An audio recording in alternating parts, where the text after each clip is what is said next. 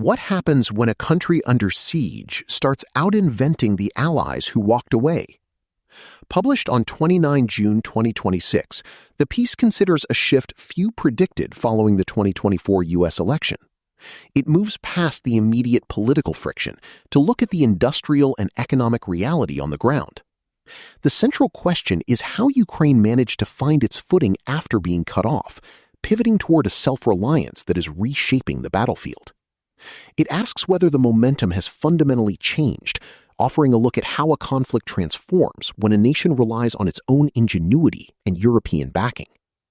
Written by Ryan Cooper in The American Prospect, narrated for Arva. When Donald Trump won the 2024 election, many Russian nationalists celebrated. The support provided by the Biden administration would be ended, and Russia would be able to stomp on a helpless Ukraine. Vladimir Putin's war on the Ukrainian people, which Russian forces have carried out in the areas they occupied through mass murder, rape, and kidnapping of Ukrainian children, could continue apace to a full obliteration of the nation. Trump did indeed cut off aid to Ukraine. He and Vice President Vance hauled President Zelensky into the White House and berated him to his face. "You don't have the cards," blustered Trump. But a funny thing happened on the way to the inevitable Russian triumph. Ukraine started racking up victories. Europe stepped up to make up most of the funding gap caused by Trump's stab in the back, and Ukraine's domestic military industry matured enough that it could make up much of the munitions gap. Ukrainian leaders have reformed and strengthened their military units, while Russia's are crumbling under stupendous casualties and corruption. And the Ukrainian economy is holding, while the Russian one is starting to pop rivets. While it is far too soon to declare victory to be inevitable, Ukraine now has a decisive upper hand. It's a remarkable underdog story. A major aspect of this story is about drones and missiles. Ukrainian long-range precision missiles are not as good as American ones, but they are a lot cheaper, getting better fast, and critically, they do not come with American rules about where and how they can be used. Ukraine even developed a custom cruise missile called the Flamingo, with a range of 3,000 kilometers and an apparent cost of less than $1 million.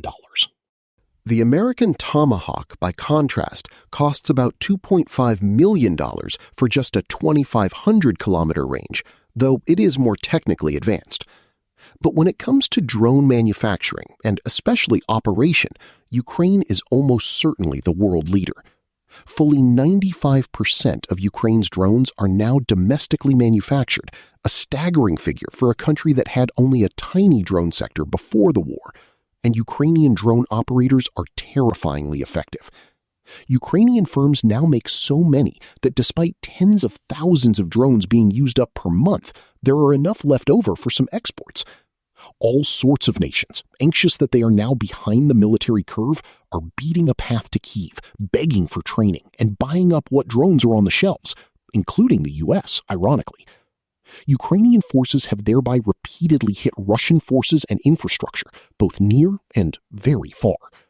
One particularly zany Mission Impossible-esque scheme last year, in which small drones were hidden in wooden crates shipped across the country by unsuspecting hired Russian drivers, and then used for simultaneous attacks on 5 different air bases thousands of miles apart, came off with barely a hitch, inflicting billions of dollars worth of damage on Russia's fleet of irreplaceable strategic bombers.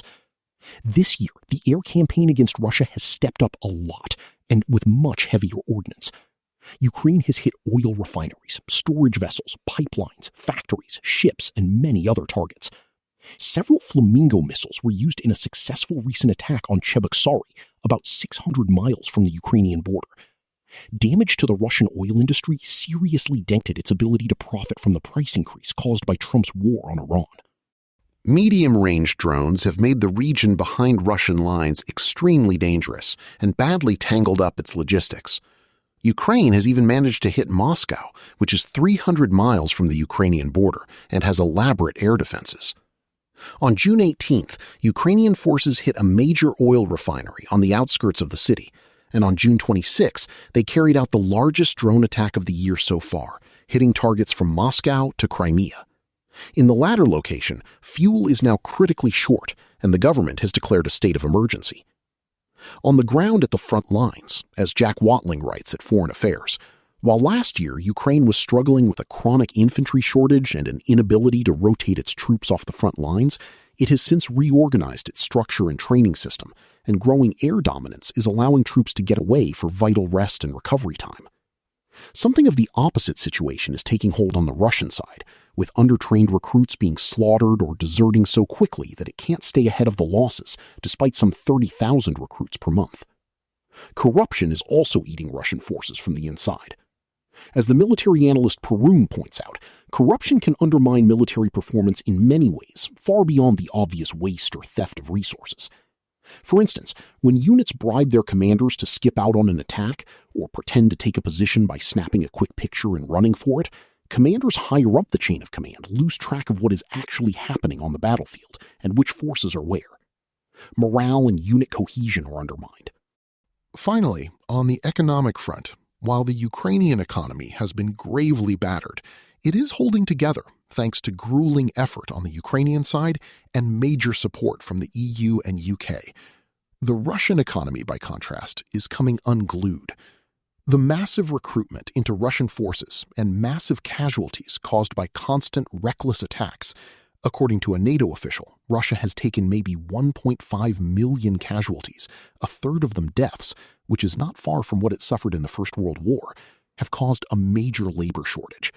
That, plus immense war spending, has made the economy severely overheated, with only 14.25% interest rates keeping a lid on inflation. And a whole lot of that war spending has gone into repairing and rebuilding the formerly huge stockpile of Soviet equipment left over from the Cold War that has since been mostly used up.